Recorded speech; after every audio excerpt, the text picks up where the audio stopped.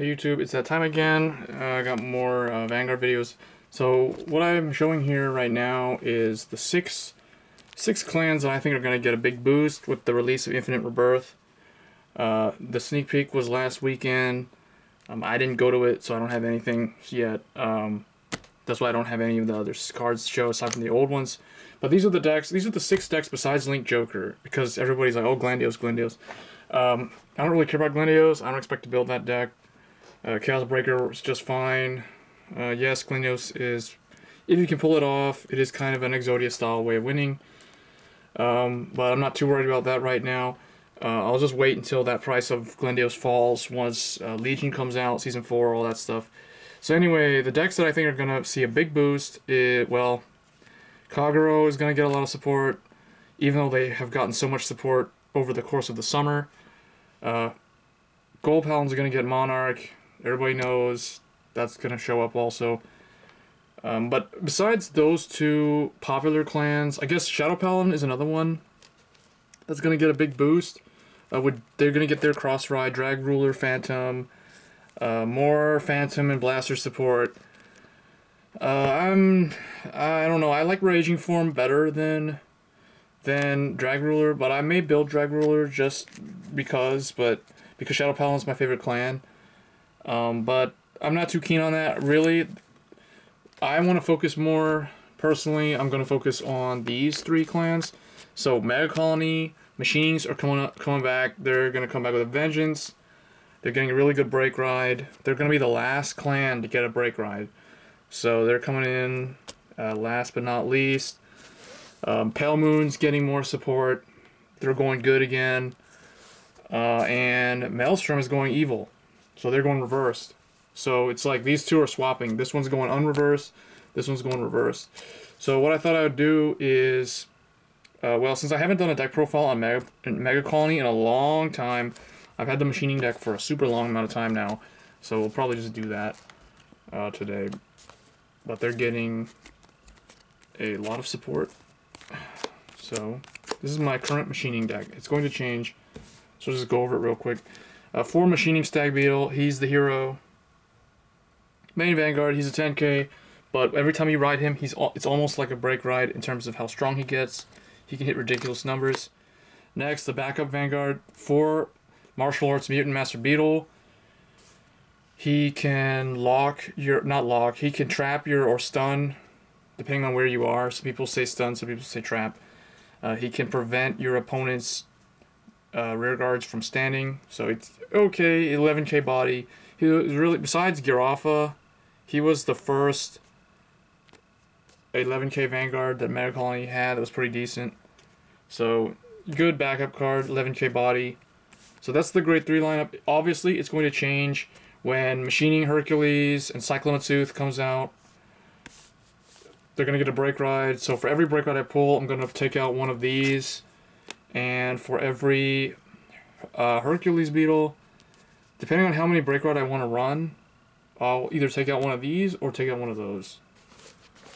A Stag Beetle is more useful in a machining focused deck, obviously because he's a machining, than Martial Arts Master Beetle. So even though he's a 10k body, I would prefer to keep him and take this out.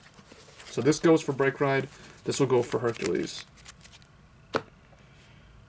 Next, for grade 2, since this is a machining deck, I'm running as many machinings.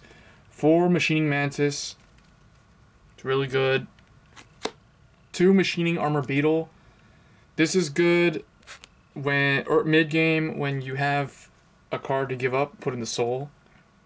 Primarily, you'd want to, or ideally, you'd want to put a machining into the soul for his effect. So he helps fill the soul with stuff.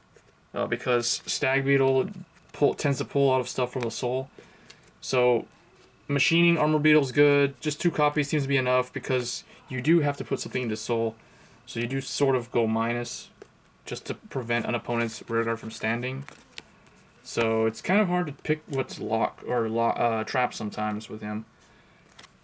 And then 3 Tail Joe, he's your 11k when everything on the opponent's side is rested.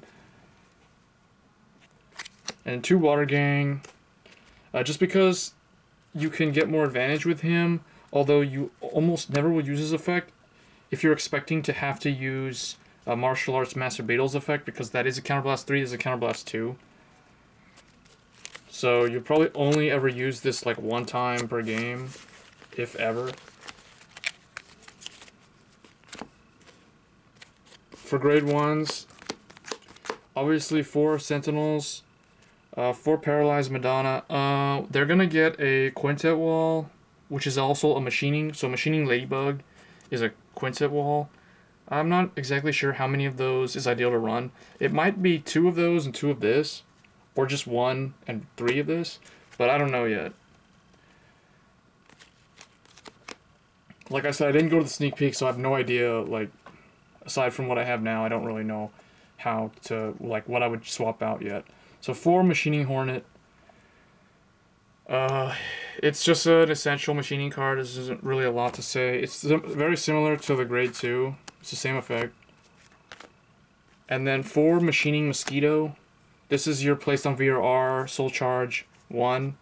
So it's a machining and it soul charges, so it's good for Stag Beetle.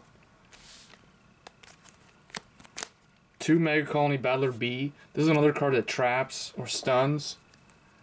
You counterblast and you get to prevent something from standing.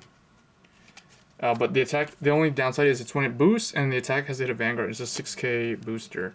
It's not terrible, but that's why we're only running 2. So it's a good tech card. Out of all the cards they have available, I would say Battler B is pretty good, and Machining Mosquito is pretty good for them. So next for the trigger lineup, it's very straightforward. 8 critical, 4 draw, 4 heal. There's not a whole lot you can do with Megacolony as far as the trigger lineup goes. And then the starter is Machining Worker Ant. I assume that they're going to get a new starter, which works well with Hercules Beetle when he comes out.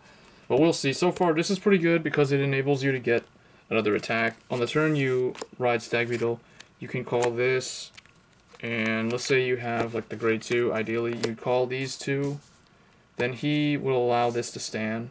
So this will be at 12 for the turn, and then this will be 10 plus the sum of these 2. So 10 plus 14, so 24. That's pretty good.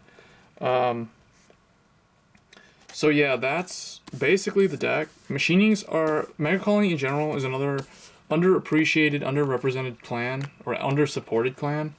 But they're very good. They're kind of like Spike Brothers. They're a very good budget clan, and they're really fun to play.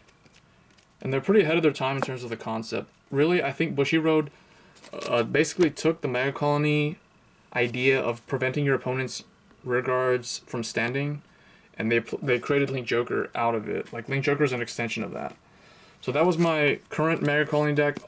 Just wanted to show it so that you guys know what I have for Megacolony, which this will change once set 15 comes out officially, and I get my hands on the cards. So anyway, guys, if you enjoyed the video, let me know. I think I'm going to be also doing my Maelstrom deck, which also will be changing dramatically. I don't think I'm going to do the others because they're not really needed. But anyway, guys, let me know in the comments what deck you're most anticipating for, or what's your most anticipated deck for set 15, Infinite Rebirth, whether it be Machinings, Revengers, is it going to be Liberators, is it Pale Moon, Megacolony, Revengers, or even are you going Kagero like all the meta guys? So let me know in the comments, guys, and don't forget to subscribe. Thanks.